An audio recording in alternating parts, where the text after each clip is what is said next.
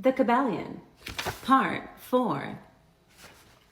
If you are a true student, you will be able to work out and apply these principles. If not, then you must develop yourself into one, for otherwise the Hermetic teachings will be as words to you. The Three Initiates. Chapter 1. The Hermetic Philosophy. The lips of wisdom are closed, except to the ears of understanding. The Kybalion.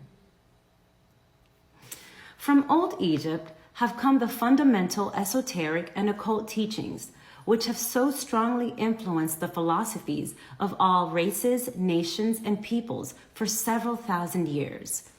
Egypt, the home of the pyramids and the Sphinx, was the birthplace of the hidden wisdom and mystic teaching. From her secret doctrine, all nations have borrowed. India, Persia, Chaldea, Medea, China, Japan, Assyria, ancient Greece and Rome, and other ancient countries partook liberally at the feast of knowledge which the hierophants and masters of the land of Isis so freely provided for those who came prepared to partake of the great store of mystic and occult lore, which the masterminds of the ancient land had gathered together. In ancient Egypt dwelt the great adepts and masters who have never been surpassed and who seldom have been equaled during the centuries that have taken their processional flight since the days of great Hermes. In Egypt was located the great lodge of lodges of the mystics. At the doors of her temples entered the neophytes who afterward, as hierophants, adepts, and masters, traveled to the four corners of the earth, carrying with them the precious knowledge which they were ready, anxious, and willing to pass on to those who were ready to receive the same. All students of the occult recognize the debt that they owe to these venerable masters of the ancient land.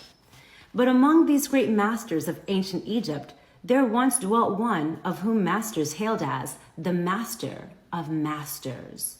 This man, if man indeed he was, dwelt in Egypt in the earliest days.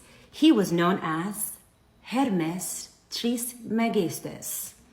He was the father of the occult wisdom, the founder of astrology, the discoverer of alchemy. The details of his life story are lost to history, owing to the lapse of the years, though several of the ancient countries disputed with each other in their claims to the honor of having furnished his birthplace.